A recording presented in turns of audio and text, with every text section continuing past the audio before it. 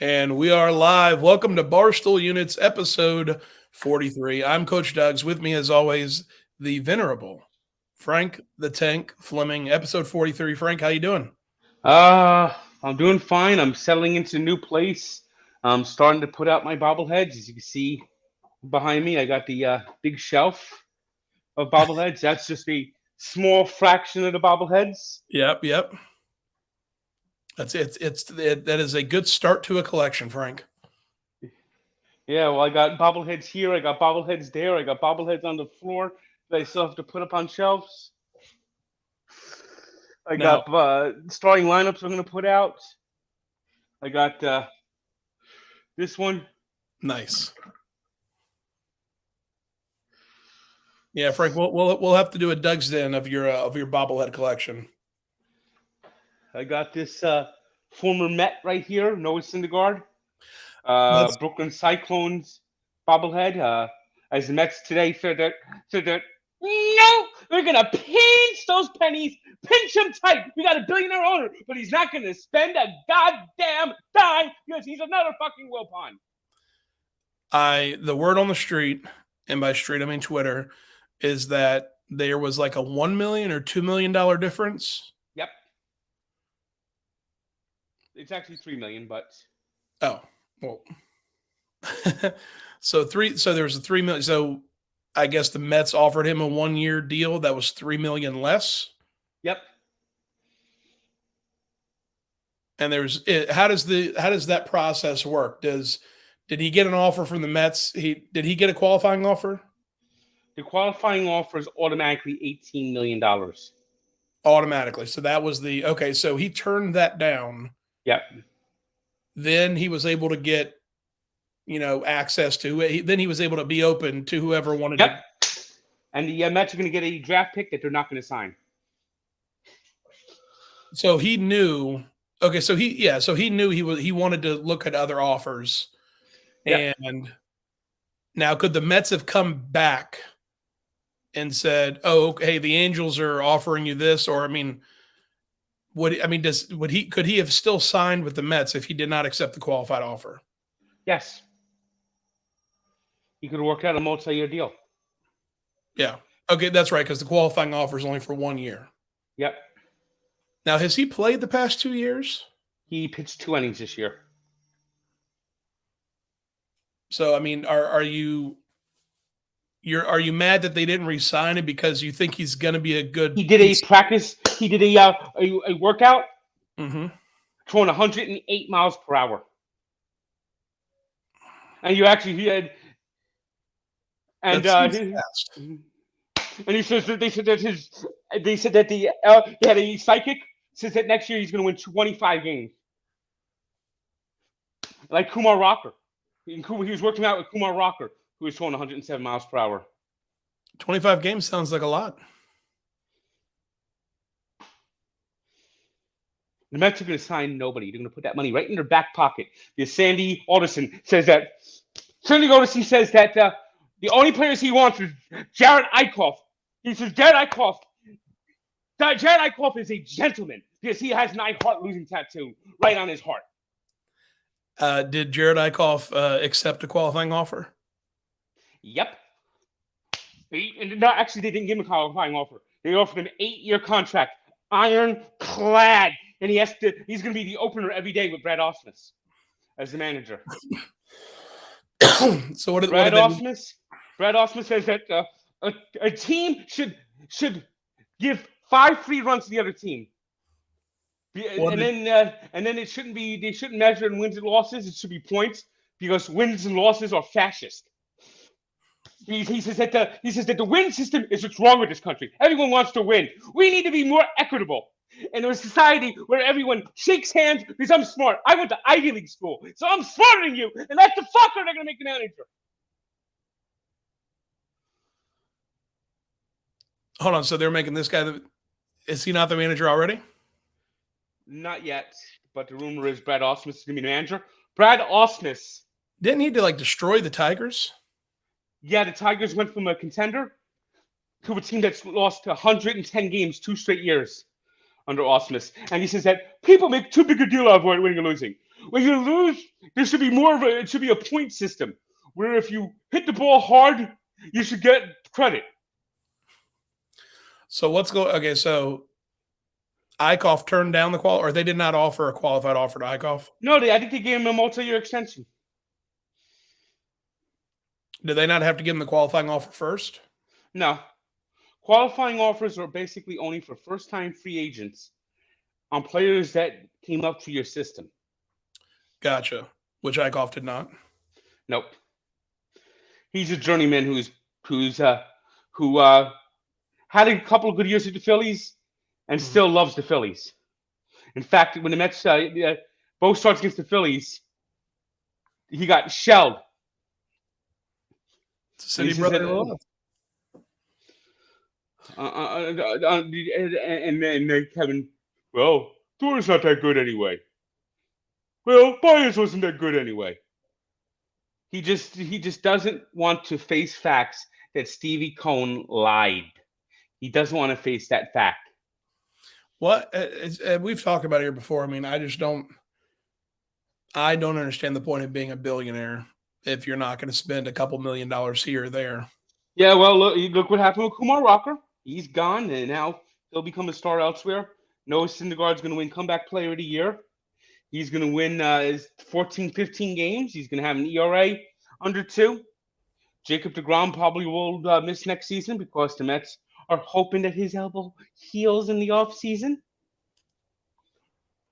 So, okay, so how is the management going right now? Is Alderson still managing? Alderson's the president, 5-year contract probably.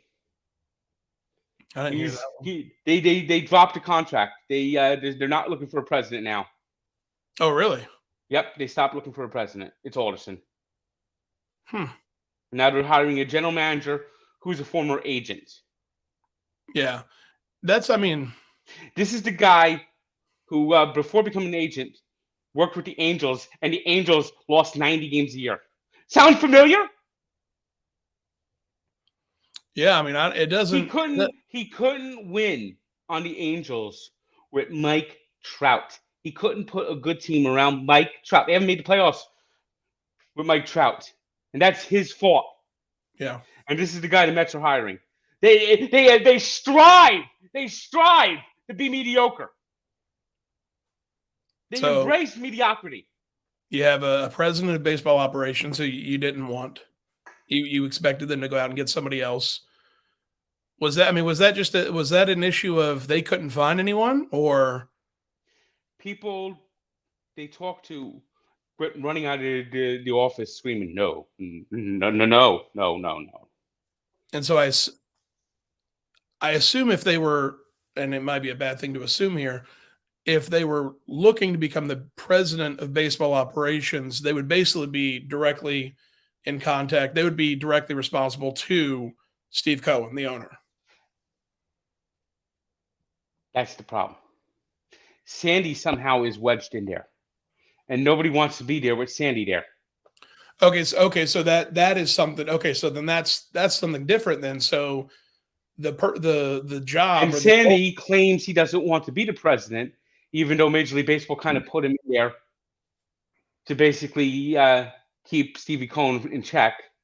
So the role was Alderson looking for someone to take his position? Yes. Or to come in addition and be side by side with Alderson. Alderson's is going to run the organizational aspect, and they want to hire a baseball guy that's only in charge of the baseball team. So it'd be basically vice president. So you'd have a president of baseball operations, yeah, in charge of the team, and then Alderson would be in charge of the city field of like the operation of like the Mets and marketing, things like that. All right. So do these people not want to work with Alderson, or do they not want to work under Cohen, or both? That's the question that nobody knows for sure. I mean, it's that fucked up situation, and Noah Syndergaard's not going to be the last person to go. They're not going to re-sign Marcus Stroman. They've already basically told Michael Conforto, take the qualifying offer or leave it, and he already turned it down. And not that I really want Michael Conforto back. I would say you probably appreciate that. But they're not going to go after Starling Marte. They're not going to go after Chris Bryant. Javier Baez is not coming back. Oh, you don't? Okay, so you don't think Baez is going to return? Nope. Marcus Stroman's not coming back. Well, I mean, Stroman has us both blocked, so I don't really care if he comes back. So, who are the Mets going to bring in? I don't know. I mean, this team was one of the worst teams in baseball in the second half last year. Add in the worst manager in the history of baseball in Brad Ausmus. Add in a general manager that's completely clueless. Add in an owner that lied, said wants to win, and he doesn't. Add in Sandy Alderson, who's a Wilpon. Meanwhile, Jacob deGrom is getting frustrated. His word is he might ask for a trade, and the Mets might even grant him that. Really? Yep. Where would he want to go? The rumor is he's going to go to the Angels for a pitcher named Jernson Junk, who is Jared Eichhoff's cousin. See, Jernson. What is Jernson? Is Jernson like? Is it Polish or? I don't know, but Jernson Junk is 27 years old. Is 27 years old and has been in Double A for 5 years, and got like a 0-27 lifetime record. And they're just going to trade deGrom like that for him? That's crazy. Well, that's the Mets. They like trashing cash. It's not changed. Nothing has changed from the Wilpons, and that the last year has been one of the worst years in Mets history. This owner came in. I'm gonna clean house. I'm frustrated. I'm one of you. Oh la la la la la la la la. And then Kevin going, Uncle Stevie. They made a shirt that's just like the big Notorious B.I.G. Yeah, with the crown on Stephen Cohen's head. Uncle Stevie. Well, meanwhile, you had a pervert GM. You had the second GM where they got a DUI. You had the Kumar Rocker fiasco. Hugh Quattlebaum taking over for Chili Davis, who wasn't qualified to be a hitting coach because he was friends with the DUI GM. And Chili Davis basically said that everything that's going wrong with the Mets is basically going on because of everything. It's just a total fucking fiasco. Then you had the Kumar Rocker. Then they failed at the trade deadline. Then they lied about Jacob deGrom. Oh, he's day to day. He's day to day. But meanwhile, there's a small tear in his elbow, and they didn't want to tell anyone. They just kept saying, "Oh, we're hoping it heals." Well, it healed a little bit, but season's over, so he can't pitch in the second half. He has his greatest first half in the history of baseball. I know that's not hyperbole. He had a 1.07 ERA, the greatest ERA since the live ball era. And he did not throw one pitch in the second half. And the Mets kept saying, he's day to day. He's day to day. Okay, then they don't go all in at the trade deadline. They make one trade for Javier Baez, trading their number one prospect, their 2020 number one draft pick, Pete Crow Armstrong. And then Baez hates it here. He basically the dumbs downing the fans. He's gone. He's out of here. He can't wait to run out of here. I mean, meanwhile, Pete Crow Armstrong, he's going to develop into a star. And you got 2 months of Baez, and the team went sunk like a fucking stone of rock. And now, Syndergaard is gone.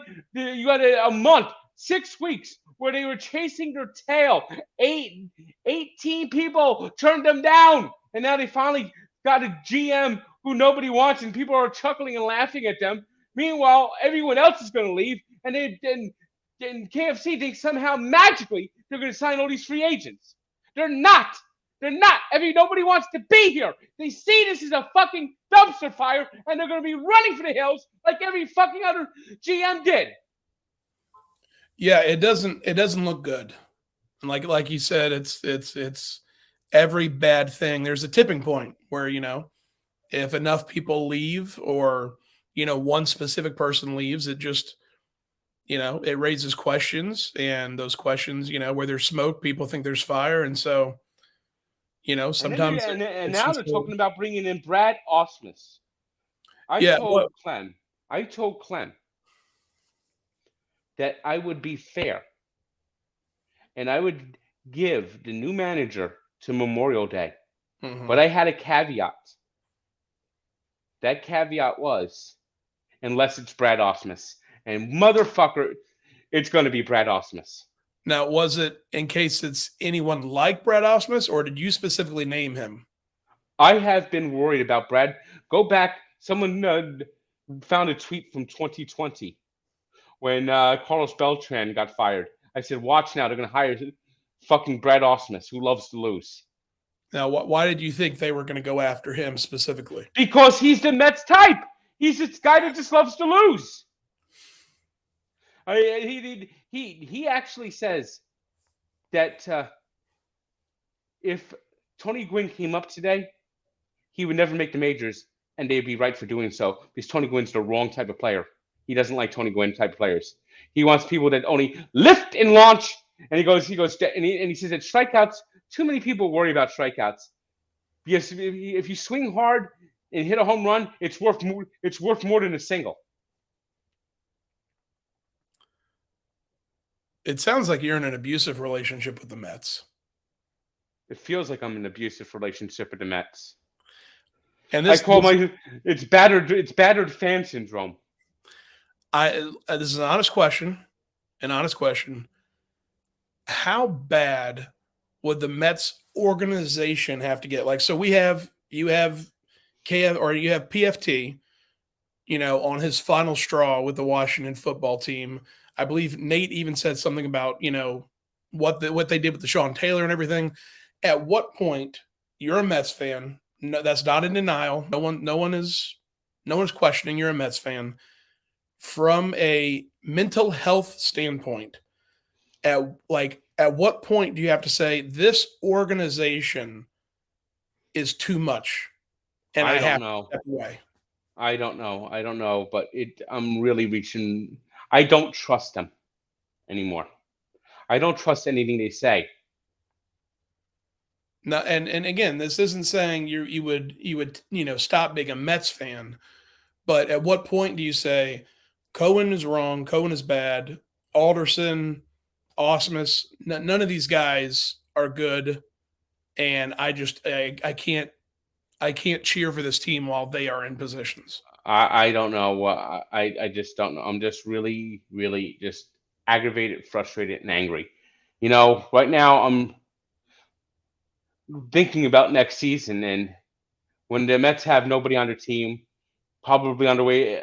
As a team is constructed right now, I see them losing 110 games. I mean, it's just a total disaster. It's just a total disaster.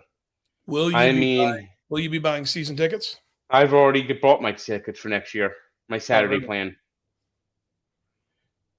But I tell you one thing I wouldn't mind if it really gets bad, doing a minor league ballpark tour or American ballpark tour, road Yeah, tripping everywhere.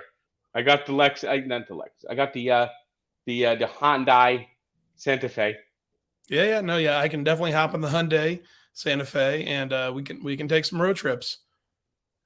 I'm telling you, minor league sports are awesome.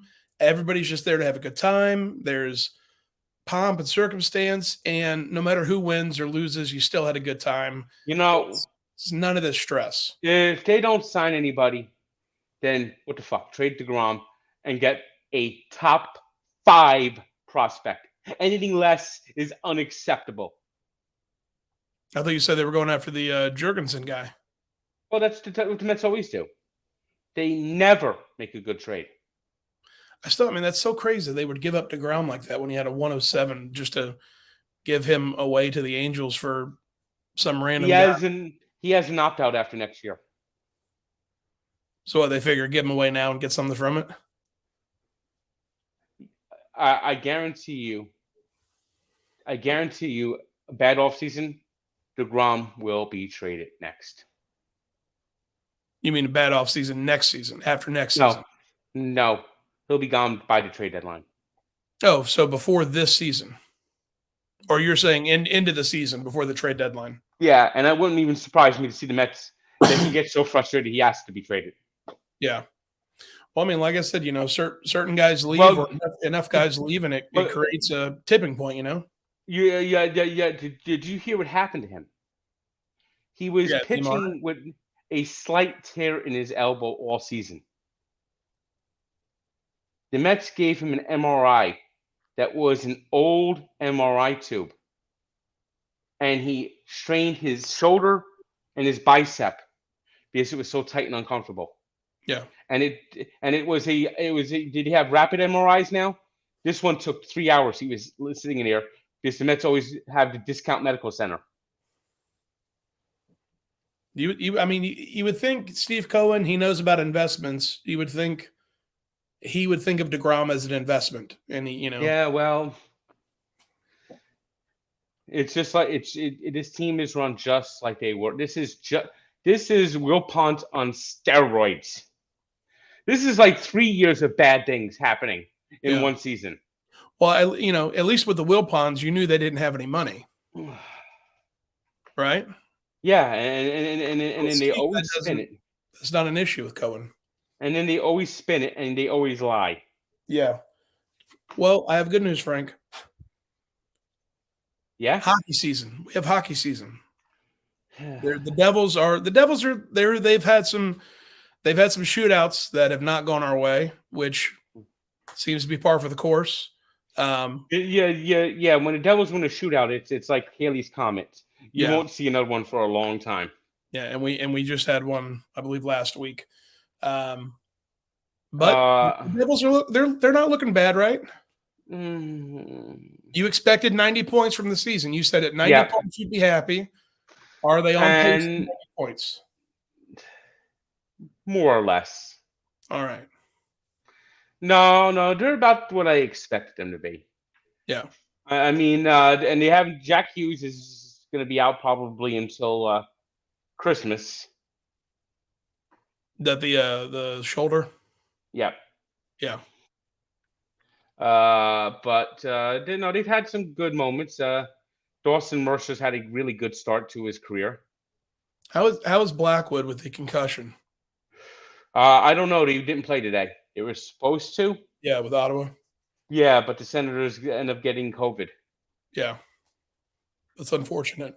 But well, speaking of Blackwood, the Senators had a COVID.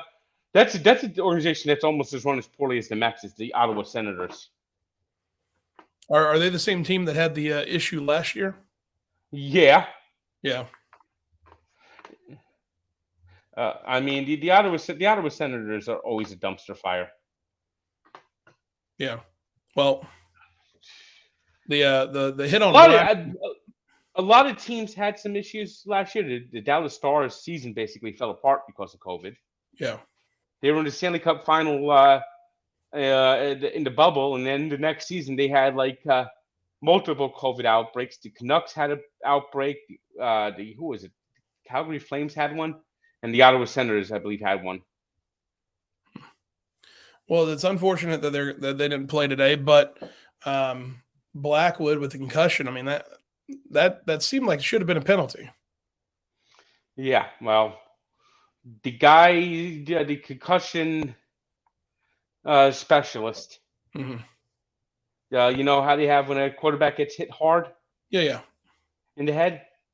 Yeah. Well, they had the independent spotter had him go down the tunnel and removed from the game because he didn't like the hit he took, and he didn't respond like he was like loopy or something. Yeah. So now, is that spotter? Is that somebody from the NHL or the NHL Players Association? I believe it was probably someone from the Rangers. Yeah. I mean, the referee was for the Rangers. I mean, the guy hits Blackwood right in the head and then shoots the puck. Yeah. That is insane.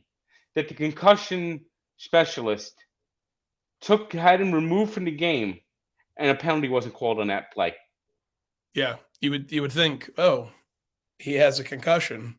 Now, caused that. Our brain dead coach, he could have challenged that, but of course he's comatose.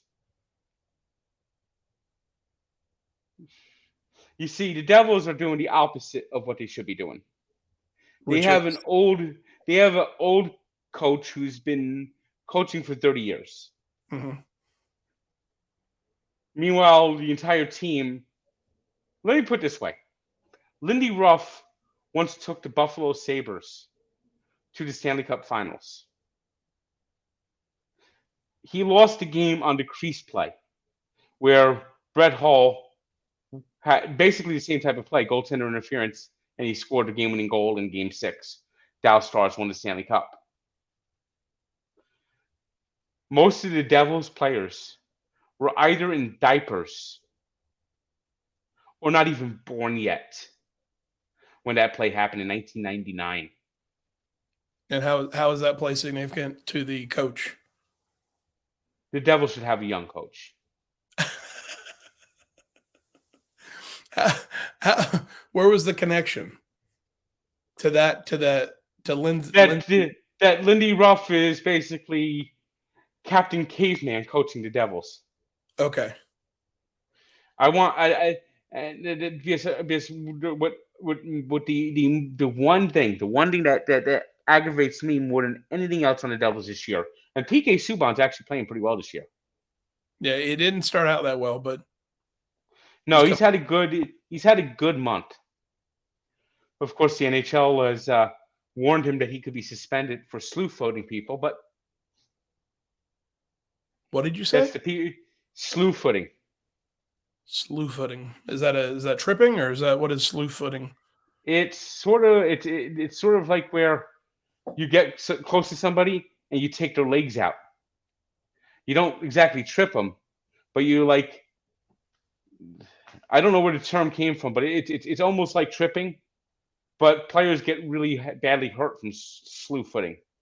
Okay, I'll have to look into that. That's just I'm new to hockey, so I'm just still a lot to learn.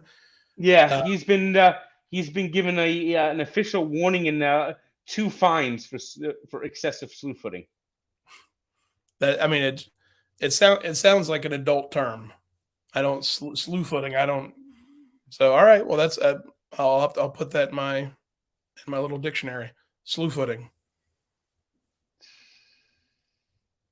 But the thing that frustrates me the most about the Devils is when they go on a power play. It's like they want the Rembrandt goal. So they pass the puck back and forth, forth and back, forth and back and forth, back and forth, back and forth, back and forth, waiting for the perfect shot. And meanwhile, the pass gets intercepted, knocked down the ice, out of the zone. They wait and wait and wait and wait and wait for that. They want that goal that goes where they go. Oh, look at that goal! It's so magnificent. It's so picturesque. It's perfect. We got to hang it in Louvre. Most goals in the NHL are goals that you sort of puck at the net. It bounces the wrong way, and someone taps it into an empty net. The ugly goal. Yeah. And they never get the ugly goal. And they just wait and wait and hesitate. And there's a saying, he who hesitates is lost. And their philosophy on power plays is sickening. I hear you. Hey, listen, ugly goals count just the same. And that's the one thing that frustrates me the most about the Devils is their power play. Yeah. Well, that's something I'm sure that they'll listen to this podcast. They'll listen to this show. It's something they'll work on. I mean, the game they lost to Columbus in a shootout. The game was tied late, and the Devils had a 5-on-3 penalty for 45 seconds and did not take one shot on goal. That's a problem. I mean, it's a problem that they didn't score 5-on-3, but No shot. They didn't have a shot on goal at all. Nope. All they did was pass. Hmm. Pass. Someone got the stick in the way, slapped it out of the zone. Hmm. That's unfortunate, Frank. But they're on the right track, right? They're getting better. It's just a very young team. Yeah, which is good for the future, right? Yeah. It's good for the future. We'll have a good team in a couple years. Speaking of your bobblehead collection and everything, I'm looking for a putty bobblehead. I saw they gave one out in like 2019. But the ones on eBay are going for like $150. Do you know if they're going to be giving out new ones this season? I doubt they'll give that one out again. Yeah, It's I might by the way, it's up top. right there. Yeah, I might have to dish out some money. I mean, if you're gonna have bobbleheads and you're gonna be cheering for the Devils, I feel like that's a bobblehead you have to have. Yeah, Putty's a classic one. And I Now, got bobbleheads. I got bobbleheads in every direction. Look at this. I got bobbleheads yeah. in the corner. I got bobbleheads over here. I got bobbleheads everywhere. Now, what are you gonna? So, what do you do with old bobbleheads? Like, are there any old bobbleheads, or do you? I mean, like Noah They're Syndergaard bobbleheads. Do you they're have? Any? sitting. I'm gonna put them all on display. Except these will be like the prime time bobbleheads. Mm-hmm. These will be the secondary bobbleheads. Then the bobbleheads that I just don't care about anymore. I'm just gonna shove on the Yeah. shelves in my room. All right. Okay, so that's fair. Okay, so like the Noah Syndergaard bobbleheads will be on like tier 3. Yeah. This is fantastic news. I love the fact that you've organized your bobbleheads in primary, secondary, and just ones that Yep, that's what I've been working on all day. That's been your day is organizing your bobbleheads. Yep. That's fantastic. Well, hey, so you have this new place. And I have a mascot shelf on my TV stand too. Nice. Let's take a look. Let's see. Do you see it down there? I do. Yep. You got NJTD, Mr. Met. Yep. And you posted the video. You now have a working. You have a dishwasher. Yeah. I've been washing things in the dishes all day. I've been doing laundry here and there. Yeah, you have laundry at your place. You don't have to go anywhere to do laundry. Nope. I mean, Frank. I mean, things are looking up. It's so nice to have a laundry in my own place. I think though there's just one thing you're missing, right? What's that? The window. Well. Is there? Are you on the second floor? Yeah. You might be able to do like a pulley system outside the window. Well, it's not like the last time. The last time, you see, you know why the pizza window actually happened, and I'll tell you why. Okay. I thought it was just a convenience thing, but there's a story behind it. It was a convenience thing, but all right. So this is the pizza window. This is the story of the pizza window. I'm sitting there waiting for delivery. I live on the basement floor, which ground level. I got tired I got tired of seeing people's feet and legs for 13 years. I'm actually sitting in bed this morning, and I see the light rail going by and some scenery. I mean, I actually got a little bit of a view now. Not a big view, but it's not Hoboken. But I don't need to go snorkeling either. Yeah. When it rains. But I'm sitting out there looking at the view. That I got windows. I got a much bigger place. So the pizza window started out by this. And of course they don't put the numbers on anyone's doors at the old place. Mm-hmm. So I always had to like walk everyone down the driveway because they couldn't find which door my apartment was in. Mm-hmm. I mean, I'm pretty sure you were confused the first time you saw it. Oh yeah. I had to tell you go all the way down to the last door. Remember? Yep. So every delivery guy, I had to tell this to. So I'm talking to him on the phone, talking him down. So I see them walking by the window. I mean, why do I have to go upstairs and they go upstairs when they're just walking by the window and just hand it to me through the window? Yeah, it's very convenient. And what was good about it was when I went shopping, I put my groceries through the window too. Yeah. No, I mean Now I had now I got a little rolling cart in my car. I oh got yeah, a hand truck for bigger stuff Frank, because you're moving on up. I brought a lot of stuff over before the movers came on Monday. Mm-hmm. I brought my bobbleheads over. I brought my baseball cards over. I brought these. I'm putting all my baseball cards in crates now so I can organize them better. And eventually, I'm going to organize them more. And eventually, going to put my yearbooks into crates too. But I was trying to stack them all in my closet. And one of the and every time I buy bins, I didn't buy enough bins. So I went to go buy bins at Walmart. And this Walmart is the filthiest fucking Walmart, most disgusting Walmart, worst Walmart in the world. Walmart should be ashamed of themselves.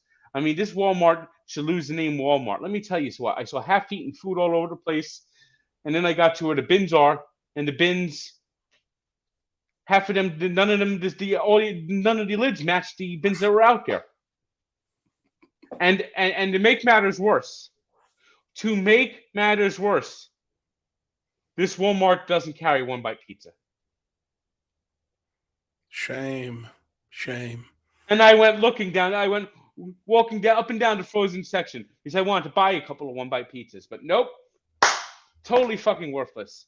I think I'm gonna have to find another Walmart. I think there's Walmart that's a bit of a drive, but the Walmart in Kearney, I'm never going to stepping foot in that place again. Yeah, it doesn't sound good. Like mother, like son. My mother's declared war on Walmart in Idaho. Oh, really? Yeah, she's not happy that they have the self checkout, and yeah. She had a major rant on Facebook about it. Yeah, I was going to tweet this the other day, but I didn't. It was there needs to be a age limit. I've thought about this a couple times. Whenever you're in Walmart and there's people in the self checkout lane, there's always a few somewhat elderly people who should not be in self checkout. Yeah, my mother basically told them if I wanted to use the checkout stand, I'd apply for a job.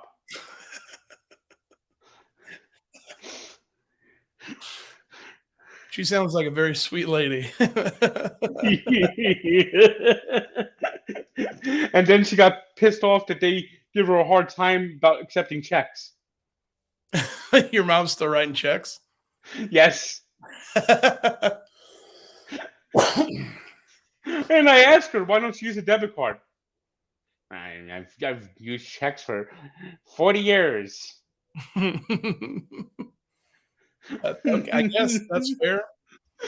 We move on, we find better things, but I that is fair though. Once you hit a certain age, you're like you've lived life long enough, or you're like I'm not conforming anymore. Like whatever it is, and you can just wait till I die to change things. You know what I'm doing too when I'm speaking about my move.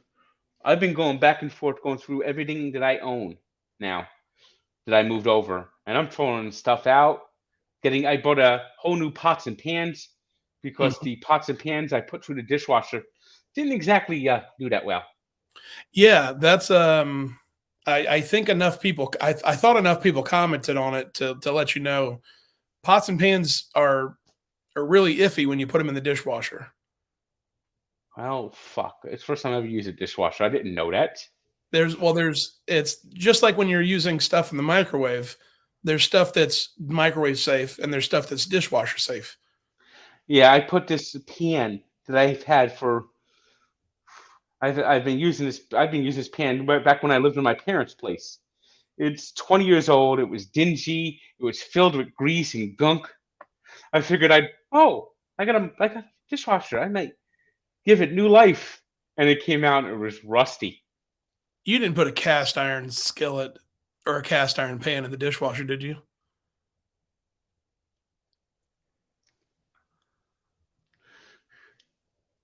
Did you? Yes. What? Well, that one actually survived. Yeah, I'm sure you can clean it up and everything and what do they not re-oil? What do they call it? You use oils, but What do you mean Frank. I use oils? I'm trying to think of the word for a cast iron Be- skillet. Because I use this cast iron skillet if I ever want to put anything in the oven. I Yeah, don't know how to. I don't know how to prep a cast iron skillet. that's the whole thing. So you basically you clean it. There's certain things you can't use. You don't use a lot of soap, if any soap. Shoot, what is the word? There's a word for it, where you basically you use oil. You spread the oil on. You bake it with the oil on, so that the oil basically gets into the cracks and it kind of seals the cast iron so that you can use it. Well, the cast iron looks like it came out okay. It was but this is like an old metal pan. Okay, so the But yeah. it's not. It wasn't a cast iron. All right. I don't know how to fix a cast iron pan. They call it seasoning. That's what they call it. Yeah, I don't know how to do that. It's there. It's all over YouTube. It's very simple. It should be simple. I'll say that.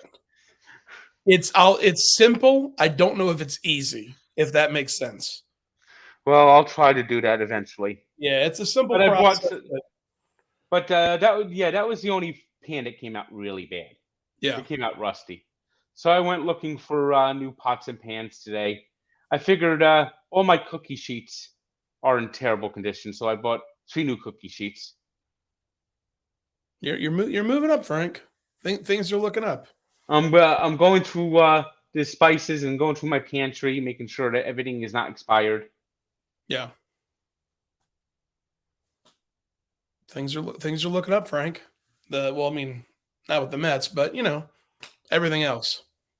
Well, I remember when I played rock paper scissors against KFC. I said the Mets are going to have a terrible offseason.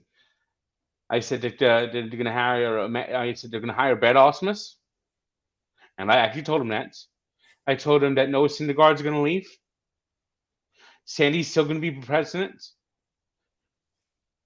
and Javier Baez is going to leave. Marcus Stroman's going to leave. Conforto's going to leave. They're not going to sign anyone good, and they're going to be extra cheap. Step 1 done. He's going to have to wear that Frank was right T-shirt. We need to get a like Frank Adamas shirts or something, or Nostra Francus or something. Because if he doesn't wear it, I will have to make a shirt of KFC wearing my shirt. You're that KFC. If you don't wear the shirt, we're going to make a shirt of you wearing the shirt. Got to do what you got to do. I think KFC will be fair and honorable. The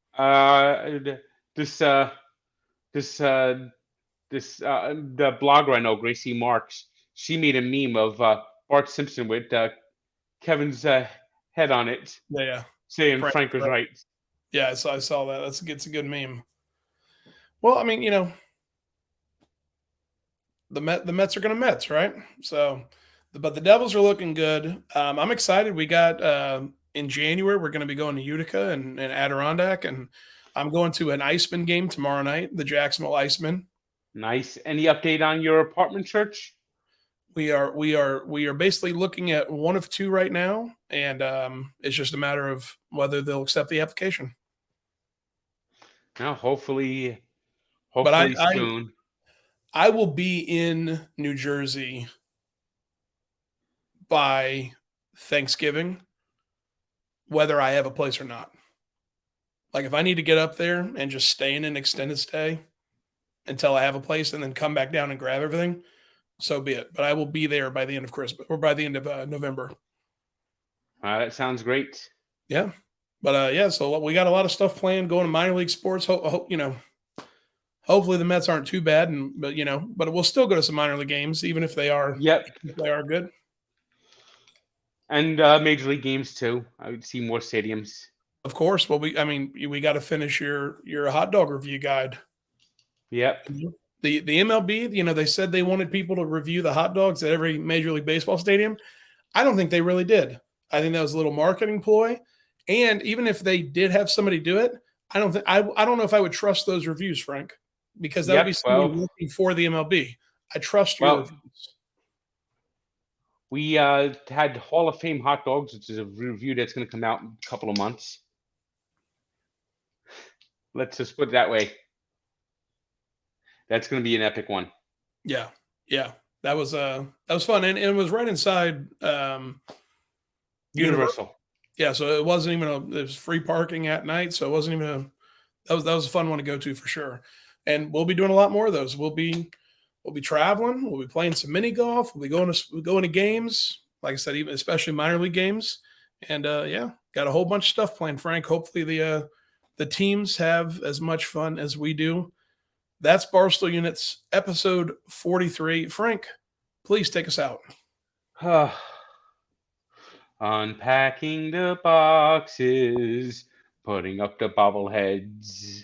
Ba ba ba ba bobbleheads. Ba ba ba ba bobbleheads, bobbleheads in every corner. Click like, subscribe, and see them next week. Hopefully, everything will be set up. I'll have all my stuff on the walls. It's coming together slowly but surely. Click like and subscribe. See you next time. Did you do the Oh, you're still on.